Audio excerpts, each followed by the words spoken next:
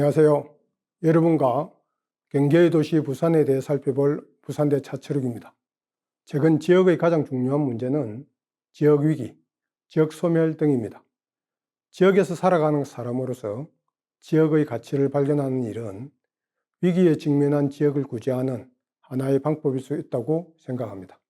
부산을 찾는 사람들이 마주하는 부산의 가치는 우리나라의 경계에선 부산 사람들이 근대 개항, 일제의 식민 지배, 한국전쟁 등 중요한 역사적 사건을 상대하면서 만들어낸 삶의 경험과 흔적입니다.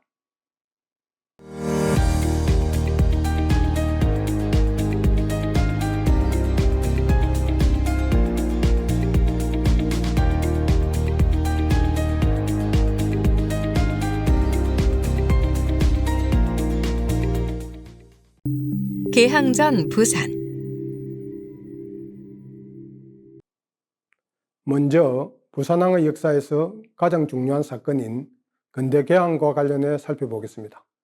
오늘날 부산은 조선시대 동래라고 불렸습니다.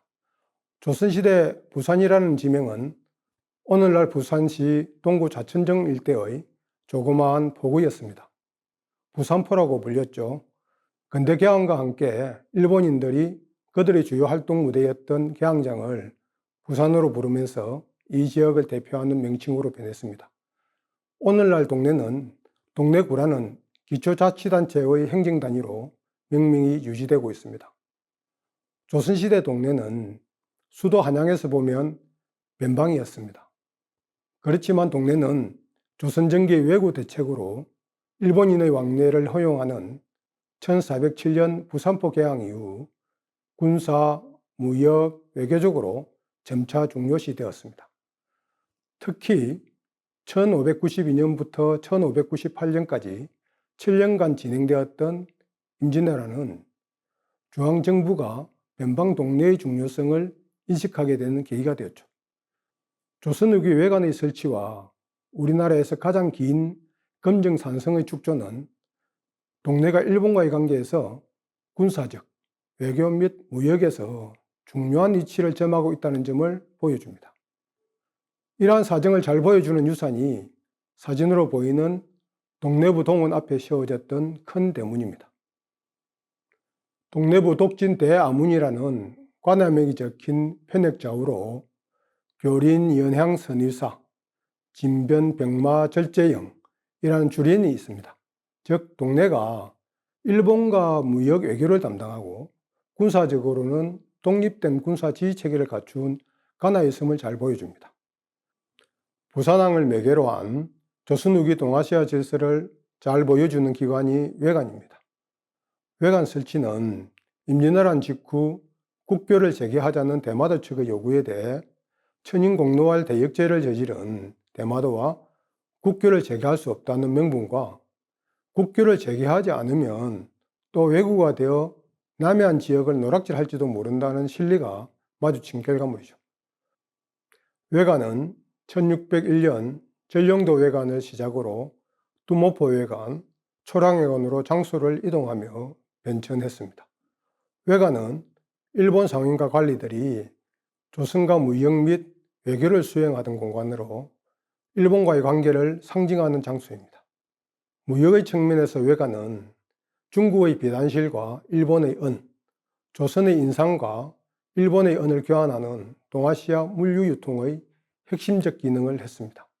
외관에는 대마도 사람들만 거주할 수 있었습니다. 정근대 외관은 강력한 통제 시스템이 작동했습니다. 이 점은 개항 이후 진행되는 무역의 패턴과 완전히 다른 모습이었습니다. 부산항 개항. 외관 무역을 중심으로 한 조선과 일본, 부산과 대마도 사이의 무역은 1876년 근대 개항을 계기로 일본을 비롯해 미국, 영국 등 서양 국가들과 조약을 체결하고 무역이 확대되었습니다. 근대 개항은 19세기 중반 서구 자본주의 국가가 동아시아 국가를 상대로 상품 판매 시장 개방을 강요한 사건이었습니다.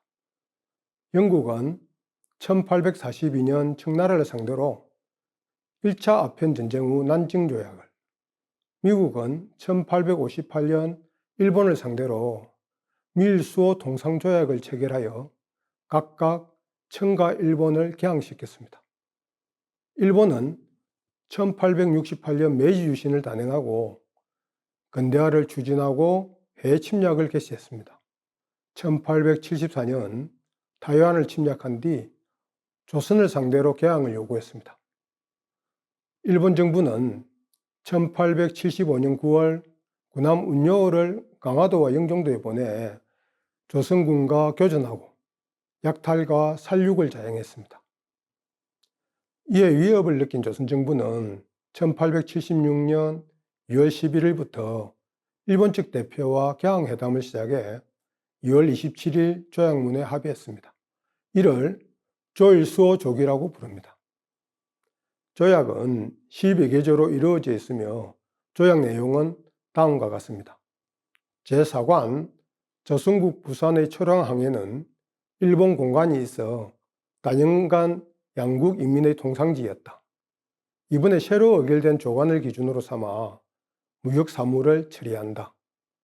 일본인이 왕래 동상함을 허가한다.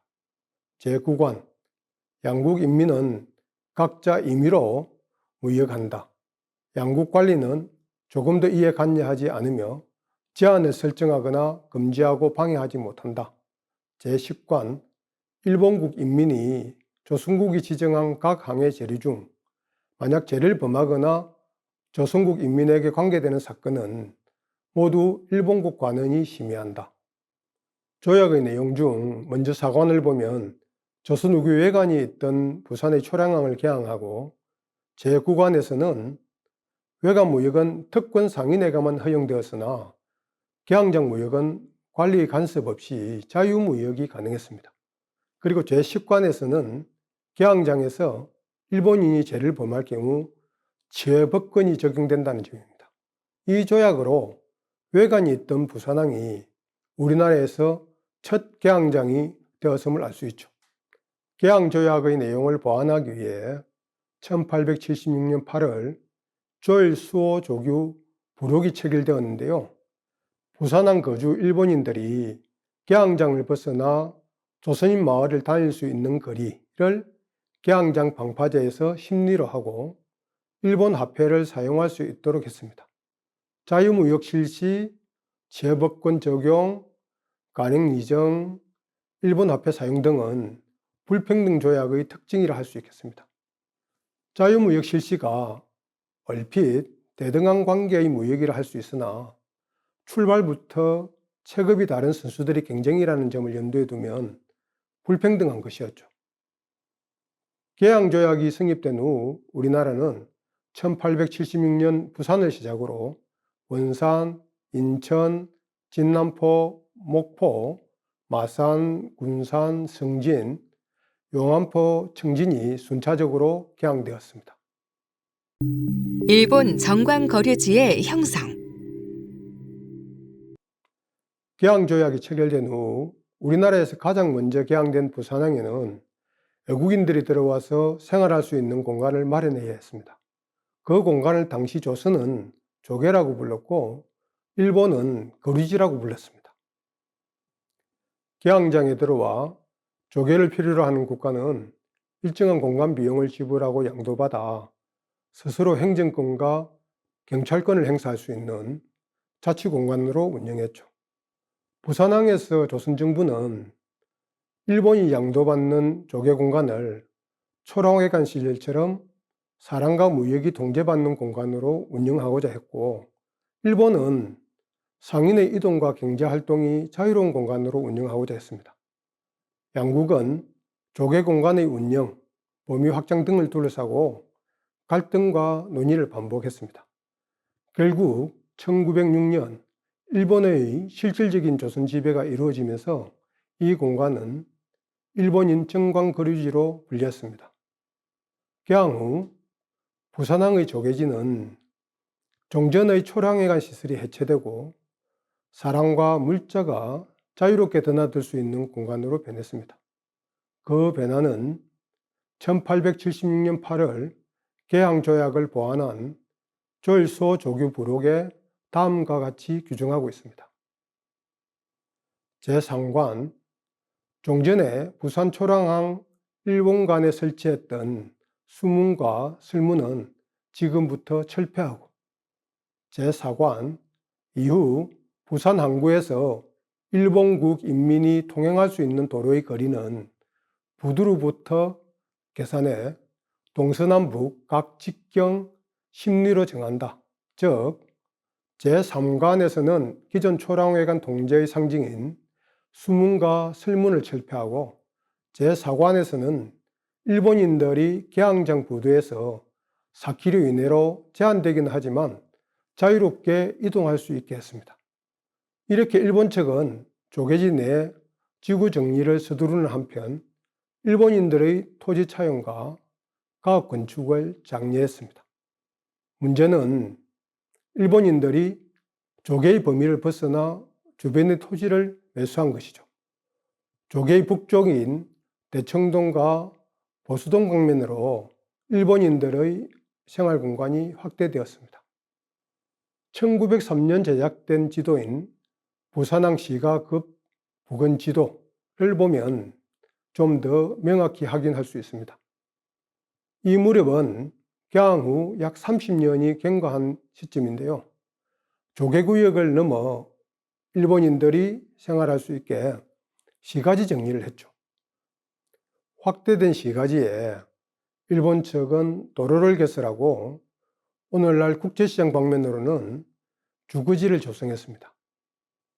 행정시설인 일본 영사관, 고려민역소, 경찰서 등을 비롯해 경제시설인 수산회사, 어시장, 오이케 상점, 부산무역회사 등이 선창 주변으로 배치되었죠. 강원루, 명호루 등 요리점과 행좌와 같은 극장시설도 이 무렵 등장했습니다. 인구 증가와 다양한 시설이 시가지를 채워나가자 일본 측은 행정구역을 나누고 일본식 단위인 정, 즉 맞지로 명명했습니다. 지도에서 서정, 행정, 변천정, 금평정, 본정, 부평정 등을 확인할 수 있습니다. 이상과 같이 개항 후 부산항은 용두산 공원 주변으로 일본 조개가 형성되고 이곳을 중심으로 근대적 시설이 등장하면서 근대 도시로의 모습으로 바뀌고 있었습니다.